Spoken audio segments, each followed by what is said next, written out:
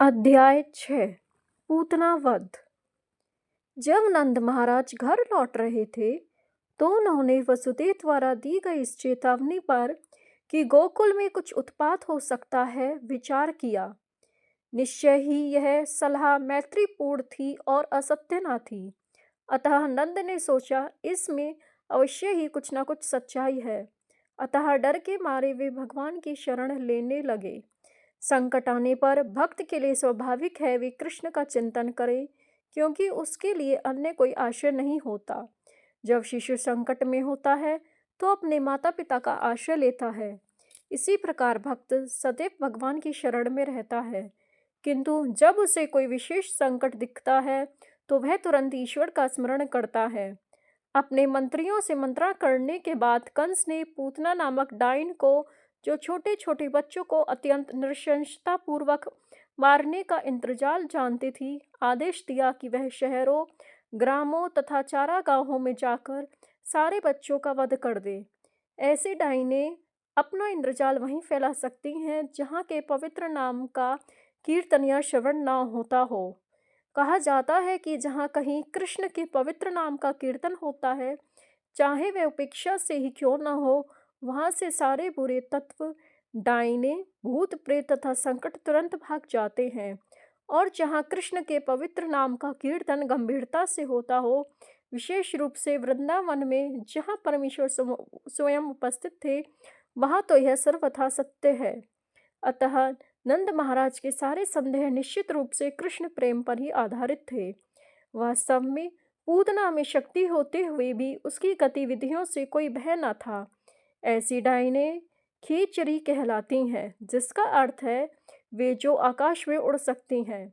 इस तरह का इंद्रजाल आज भी कुछ स्त्रियों द्वारा भारत के दूरस्थ उत्तर पश्चिम भाग में किया जाता है। वे उखड़े वृक्ष की शाखाओं पर बैठकर एक स्थान से दूसरे तक आ जा सकती हैं। पूतना को यह इंद्रजाल ज्ञात था, इसलिए भागवत में उसे खेचरी कहा गया है। पूतना किसी प्रकार की अनुमति के बिना ही गोकुल में नंद के आवास महल में घुस गई। सुंदर वस्त्रों से आभूषित होकर वह परम सुंदरी के रूप में माता यशोदा के घर में गई। अपने उठे हुए नितंबों, उन्नत उरोजों, कानों की बालियों तथा केश में लगे फूलों से वह अतीव सुंदर लग रही थी। अपनी छेड़ कटी से वह और भी सुंदर बन गई थी। उसकी आकर्षक चितवन तथा मंद मुस्कान से वृंदावन के सारे वासी मोहित हो गए। भोली भाली गोपियों ने सोचा कि वे हाथ में कमल पुष्प धारण किए वृंदावन में आई साक्षात लक्ष्मी देवी हैं। उन्हें लगा कि वह अपने पति कृष्ण को देखने के लिए स्वयं आई हैं।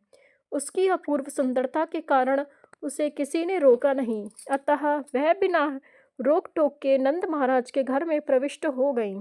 अनेकानेक बालकों का वध करने वाली पूतना ने कृष्ण को पालने में लेटा देखा। वह तुरंत समझ गई कि इस नन्हे बालक में अद्वितीय शक्ति है, जो राख से ढकी अग्नि की भांति छिपी है। उसने सोचा, यह बालक तो इतना शक्तिशाली है कि क्षण भर में सारे ब्रह्मांड को नष्ट कर सकता है। पूतना की समझ अत्यंत महत्वपूर्ण है। भगवान श्री कृष्ण प्रत्येक प्राणी के हृदय में स्थित है। भगवद गीता में कहा गया है कि वे मनुष्य को आवश्यक बुद्धि प्रदान करने वाले तथा विस्मृति उत्पन्न करने वाले हैं। पूतना को तुरंत पता चल गया कि जिस बालक को वह नंद के घर में देख रही है, वह साक्षात श्री भगवान है। वे वहां नन्हे बालक के रूप में लेटे थे, किंतु इसका अर्थ यह नहीं था कि वे कम शक्तिशाली थे। यह भौतिकवादी सिद्धांत कि ईश्वर पूजा विकासवादी है, ठीक नहीं है। कोई भी मनुष्य ध्यान या तपस्या द्वारा ईश्वर नहीं बन सकता। ईश्वर सदैव ईश्वर रहता है। कृष्ण बालक के रूप में उतना ही पूर्ण है जितना एक विकसित युवक। मायावादी सिद्धांत के अनुसार जीवात्मा प्रारंभ में ईश्वर था, किंतु अब वह माया के प्रभाव से अभिभूत हो गया है। अतः मायावादी मानते हैं कि इस समय वह ईश्वर नहीं है, किंतु माया का प्रभाव हटा लेने पर वह पुनः ईश्वर हो जाता है। यह सिद्धांत सूक्ष्म जीवात्माओं पर लागू नहीं हो सकता। जीवात्माएं श्री भगवान के शुद्र अंश हैं। वे मूल अग्नि के शुद्र अंश या चिंगारियां हैं, अतः वे माया के प्रभाव से ढके जा सकते हैं, किंतु कृष्ण नहीं। कृष्ण तो श्री भगवान हैं। यहाँ तक कि वसुदेव तथा देवकी के घर में जन्म लेने के समय से ही कृष्ण श्री भगवान हैं। कृष्ण ने बाल स्वभाव दिखाया और अपनी आंखें बंद कर ली, मानो वे पूतना को न देखना चाह रहे हों। भक्तगण उनके नेत्रों के बंद होने की तरह तरह से व्याख्या करते हैं। कुछ का कहना है कि कृष्ण ने इसलिए अपनी आंखें बंद कर लीं क्योंकि वे उस पूतना का मुंह नहीं देखना चाहते थे जिसने अनेक बालकों का वध कर दिया था और अब उन्हें भी मारने आई थी। अन्यों का कहना है कि उसे अंदर से कुछ अद्वितीय बातें ज्ञात हो रही थी और उसे विश्वास दिलाने के लिए उन्होंने अपनी आंखें बंद कर लीं जिससे वह भयभीत ना हो। इतने पर भी कुछ दूसरे लोग इस प्रकार व्याख्या करते हैं, कृष्ण का अवतार असुरों का वध करने और भक्तों की रक्षा करने के लिए हुआ, जैसा कि भगवत गीता में कहा गया है, परित्राणाय साधूनां विनाशाय च दुष्कृताम। इस प्रकार उन्होंने जिस प्रथम असुर का वध करना था वह एक स्त्री थी। वैदिक नियमों के अनुसार स्त्री, ब्राह्मण, गाय या बालक का वध करना वर्जित है, किंतु कृष्ण को बाध्य होकर पूतना का वध करना पड़ा और चूंकि स्त्री वध शास्त्रोचित नहीं है, इसलिए श्री कृष्ण के पास आंखें बंद करने के लिए अतिरिक्त अन्य कोई चारा न था। एक दूसरी व्याख्या यह है कि कृष्ण ने इसलिए आंखें बंद कर ली क्योंकि वे पूतना को मात्र अपनी धाय के रूप में मान रहे थे।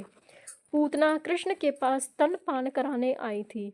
कृष्ण इतने कृपालु हैं कि यह जानते हुए भी कि पूतना उन्हें मारने आई है, उन्होंने उसे अपनी धाय या माता के रूप में देखा।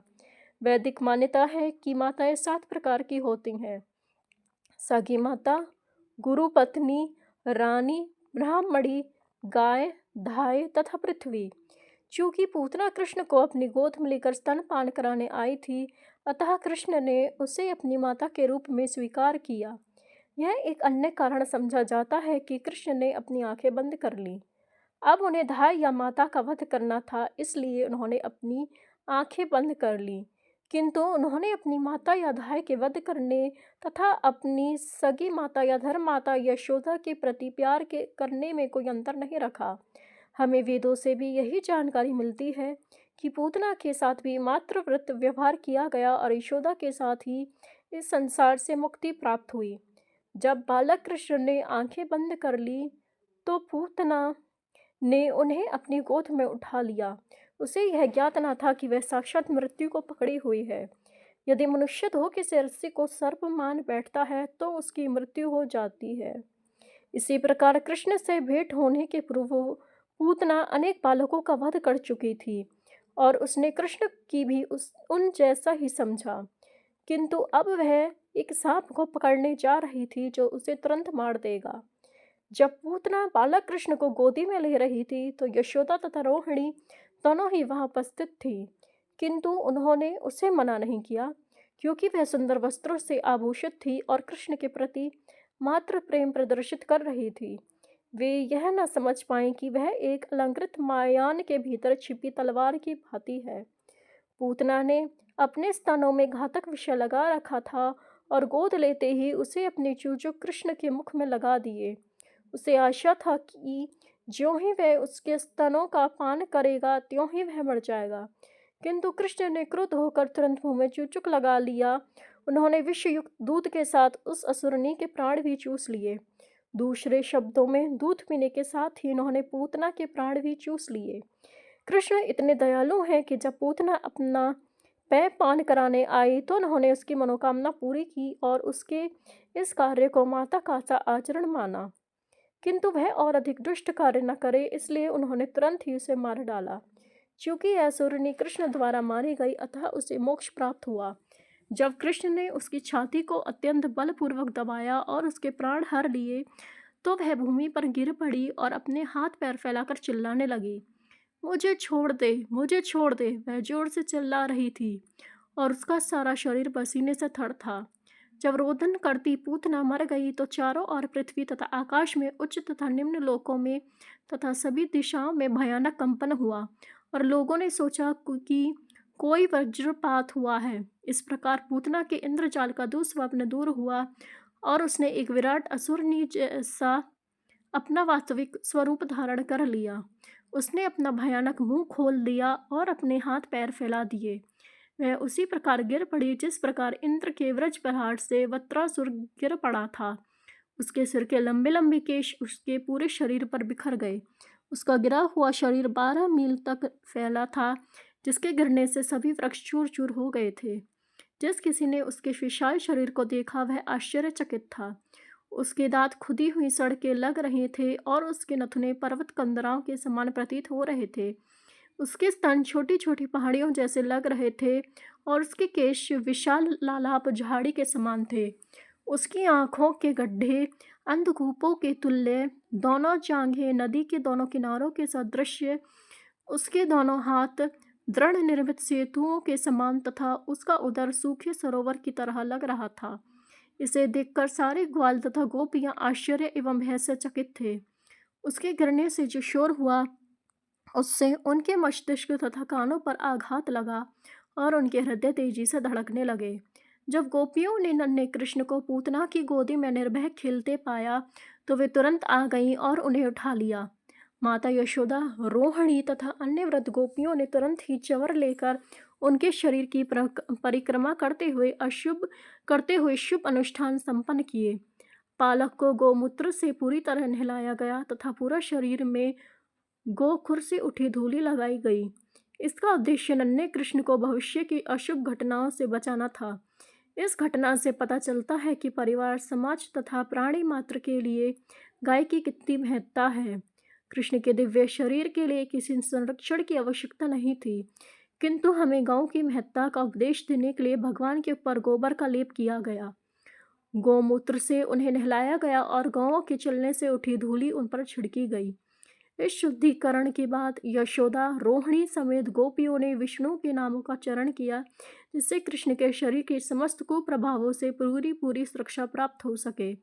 उन्होंने अपने हाथ पैर धोए और 3 बार जल का आचमन किया, जैसा कि मंत्रोच्चार के पूर्व करने का रिवाज है।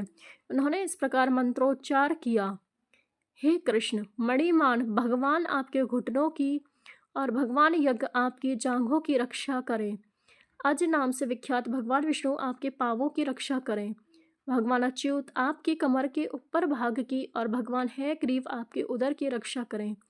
केशव आपके हृदय की रक्षा करें। भगवान ईश आपकी वक्षस्थल की रक्षा करें। भगवान सूर्य आपकी गर्दन की और भगवान विष्णु आपकी भुजाओं की रक्षा करें। भगवान उरुक्रम आपके मुख की रक्षा करें। भगवान ईश्वर आपके सिर की रक्षा करें। भगवान चक्रधर आपके आगे से तथा भगवान गदाधर आपके पीछे से रक्षा करें। धनुषधारी भगवान मधुसूदन आपकी दाईं ओर से और भगवान अर्जुन आपकी बाईं ओर से रक्षा करें। भगवान उरुगाय अपने शंख से आपकी सभी ओर से रक्षा करें। भगवान उपेंद्र आपकी ऊपर से रक्षा करें। भगवान ताक्ष्य पृथ्वी पर आपकी रक्षा करें। भगवान हलधर आपकी चारों ओर से रक्षा करें। भगवान ऋषिकेश आपकी समस्त इंद्रियों की रक्षा करें। भगवान नारायण आपके श्वास की और श्वेत द्वीप के स्वामी नारायण आपके हृदय की और योगेश्वर मन की रक्षा करें। प्रशीन गर्भ आपकी बुद्धि की रक्षा करें और श्री भगवान आपकी आत्मा की रक्षा करें। आपके खेलते समय भगवान गोविंद आपकी चारों दिशाओं से रक्षा करें और आप सो रहे हों तो भगवान माधव आपके सारे संकटों से रक्षा करें। जब आप चल फिर रहे हों तो वैकुंठ के स्वामी आपको नीचे गिरने से बचाएं। जब आप बैठे हो तो भगवान नारायण आपको सारी सुरक्षा प्रदान करें और जब आप खा रहे हो तो समस्त योगों के स्वामी आपकी सभी प्रकार से रक्षा करें। इस तरह माता यशोदा बालक के शरीर के विभिन्न अंगों की रक्षा करने के लिए विष्णु के विविध नामों का चारण करने लगी। माता यशोदा का दृढ़ विश्वास था कि वे अपने पुत्र की रक्षा डाकिनियों, यातुधानियों, कूष्मांडाओं, यक्षों, राक्षसों, विनायकों, कोटरा, रेवती, ज्येष्ठा, पूतना, मृतकाओं, उन्मादों तथा इसी प्रकार के अन्य भूत प्रेतों से कर सकेंगी जो मनुष्य को उनके निजी अस्तित्व के बारे में भुलवा देते हैं तथा प्राणों एवं इंद्रियों को कष्ट पहुंचाते हैं। ये कभी कभी स्वप्न में आते हैं और उत्पात मचाते हैं, तो कभी ये वृद्धा स्त्रियों के रूप में प्रकट होकर नन्हे मुन्ने बालकों का रक्त चूसते हैं।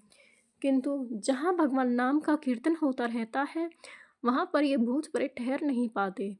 माता यशोदा को गौवों तथा विष्णु के पवित्र नाम के वैदिक आदेशों के विषय में दृढ़ विश्वास था, अतः उन्होंने अपने पुत्र कृष्ण की रक्षा के लिए इन दोनों की शरण ग्रहण की उन्होंने विष्णु के समस्त नामों का उच्चारण किया जिससे वे अपने पुत्र की रक्षा करें।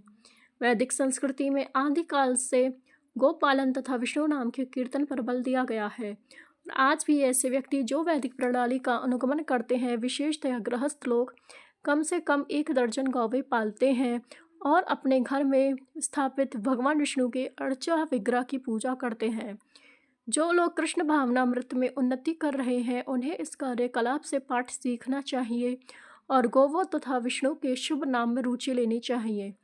वृंदावन की वे सब गोपिकाएं कृष्ण के प्रेम में इतनी लीन थी कि वे कृष्ण को हर तरह से बचाना चाहती थी, यद्यपि उन्हें इसकी आवश्यकता न थी क्योंकि उन्होंने अपने को पहले ही से सुरक्षित कर रखा था। वे यह नहीं समझ पाए कि कृष्ण श्री भगवान थे जो बालक रूप धारण किए क्रीड़ा कर रहे थे। बच्चों के रक्षा संबंधी अनेक औपचारिकताओं के बाद यशोदा माता ने कृष्ण को अपनी गोद में लेकर अपना दूध पिलाया। जब बालक की विष्णु मंत्र से रक्षा कर ली गई तो माता यशोदा को लगा कि वह सुरक्षित है। इस बीच सारे ग्वाले जो कर जमा करने मथुरा गए थे लौटकर आए तो वे सब पूतना के विशाल मृत शरीर को देखकर स्तंभित रह गए। नंद महाराज को वसुदेव की भविष्यवाणी स्मरण हो आई और वे उन्हें एक ऋषि तथा योगी मानने लगे, अन्यथा वे यह कैसे बता सकते थे कि वृंदावन से मेरी अनुपस्थिति की अवधि में कोई घटना होने वाली है। इसके बाद व्रज के समस्त वासियों ने पूतना के विशाल शरीर के खंड खंड कर डाले और उसे जलाने के उद्देश्य से लकड़ी की चिता बना दी। जब पूतना के शरीर के अंग जल रहे थे तो अग्नि से उठे हुए धुएं से अकुरु की सुगंधी छा रही थी। यह सुगंधी कृष्ण द्वारा वध किए जाने के कारण थी। इसका अर्थ यह हुआ कि असुरी पूतना के सारे पाप धुल गए थे और वह उससे स्वर्गिक शरीर प्राप्त हो गया था। यहाँ ऐसा उदाहरण प्राप्त होता है कि भगवान कितने सर्व कल्याणकारी हैं। पूतना कृष्ण को मारने आई थी किंतु चूंकि उन्होंने उसका दुग्ध पान किया था अतः वह तुरंत पवित्र हो गई और उसके मृत शरीर को दिव्य गुण प्राप्त हुआ। उसका एकमात्र कार्य छोटे छोटे बालकों को मारना था। उसे केवल रक्त प्रिय था किंतु कृष्ण के प्रति द्वेष रखते हुए भी उसे मोक्ष प्राप्त हुआ क्योंकि उसने कृष्ण को अपना दूध पिलाया था। अतः उन लोगों के विषय में क्या कहा जाए जो माता के रूप में कृष्ण को अत्यंत प्रिय हैं और जो अत्यंत प्रेम पूर्वक सदा उनकी सेवा करते हैं, जो हर जीव के परमात्मा हैं और पूर्ण पुरुषोत्तम भगवान हैं। इससे यह निष्कर्ष निकला कि भगवान की सेवा में लगाई गई अल्प शक्ति भी अपार दिव्य लाभ प्रदान करने वाली है। इसकी व्याख्या भगवत गीता में की गई है। स्वल्पमस्य धर्मस्य त्रायते महातो भयात्। कृष्ण चेतना में की गई इतनी भक्ति इतनी दिव्य है कि जाने अनजाने कृष्ण की थोड़ी सी भी सेवा से बड़ा लाभ प्राप्त होता है। किसी वृक्ष के पुष्प अर्पित करके भगवान कृष्ण की पूजा करना भी उस जीवात्मा के लिए लाभप्रद है जो वृक्ष के अस्तित्व तक सीमित है। जब कृष्ण को फूल और फल अर्पित किए जाते हैं तो अप्रत्यक्ष रूप से उस वृक्ष को भी लाभ पहुंचता है जिसमें वे फूल फल लगे थे। अतः अर्चा विधि हर एक के लिए लाभप्रद है। कृष्ण ब्रह्मा तथा शिव जैसे महान देवों द्वारा पूज्य है और पूतना इतनी भाग्यशालिनी थी कि वही कृष्ण बालक रूप में उसकी गोदी में खेले। श्री कृष्ण के वे ही चरण कमल जो ऋषियों तथा भक्तों द्वारा आराध्य हैं पूतना के शरीर पर पड़े। लोग कृष्ण की पूजा करके भोजन की भेंट चढ़ाते हैं किंतु उन्होंने तो पूतना के शरीर से स्वतः दुग्ध पान किया। इसलिए भक्तगण प्रार्थना करते हैं कि यदि पूतना जैसी शत्रुणी केवल दूध पिला करके इतना लाभ प्राप्त कर सकती है तो फिर प्यार तथा स्नेह से कृष्ण की पूजा से प्राप्त होने वाले लाभ का अनुमान भला कौन लगा सकता है। यदि पूजा करने वाले को इतना लाभ हो सकता है तो फिर मनुष्य को चाहिए कि केवल कृष्ण की ही पूजा करे। यद्यपि पूतना दुष्ट आत्मा थी किंतु उसे भगवान की माता के समान उच्च पद प्राप्त हुआ। अतः स्पष्ट है कि गौवें तथा व्यजक गोपियां भी जो कृष्ण को दूध देती थी दिव्य पद को प्राप्त हुई। कृष्ण किसी को भी कुछ भी मुक्ति से लेकर कोई भी कल्पनीय भौतिक वस्तु दे सकते हैं। अतः वे जिसे पूतना के शरीर का दुग्ध पान करते रहे उसके मोक्ष के संबंध में कोई संदेह नहीं हो सकता और इन गोपियों के मोक्ष के संबंध में क्या संदेह हो सकता है जिन्हें कृष्ण इतने प्रिय थे। निसंदेह जिन समस्त गोपियों तथा ग्वालों एवं गायों ने वृंदावन में अत्यंत प्रेम तथा स्नेह से कृष्ण की सेवा की वे सब इस भौतिक संसार की दयनीय दशा से मुक्त हो गए। जब समस्त वृंदावन वासियों की नाकों में पूतना के जलने से उत्पन्न धुएं की सुगंधी गई तो वे एक दूसरे से पूछने लगे, यह सुगंधी कहाँ से आ रही है। और बातचीत के दौरान ही उन्हें ज्ञात हुआ कि सुगंध पूतना के जलने से उठे धुएं की है। कृष्ण उन्हें प्राणों से प्रिय थे और जैसे ही उन्होंने सुना कि कृष्ण द्वारा पूतना का वध हुआ है तो सबों ने प्रेमवश उस बालक को आशीष दिया। पूतना के जल जाने के पश्चात नंद महाराज घर आए और तुरंत ही बच्चे को गोद में उठाकर उसका सिर चूमा। इस प्रकार वे परम संतुष्ट हुए कि उनका नन्हा सा बालक इस महान विपदा से बच गया। श्री सुखदेव गोस्वामी उन समस्त व्यक्तियों को आशीर्वाद देते हैं जो कृष्ण द्वारा पूतना वध के इस वृत्तांत को सुनते हैं, क्योंकि उन्हें निश्चय ही गोविंद के वरदान की प्राप्ति होगी। इस प्रकार लीला पुरुषोत्तम भगवान श्री कृष्ण के अंतर्गत पूतना वध नामक छठे अध्याय का भक्ति वेदांत तात्पर्य पूर्ण हुआ। धन्यवाद। हरे कृष्णा।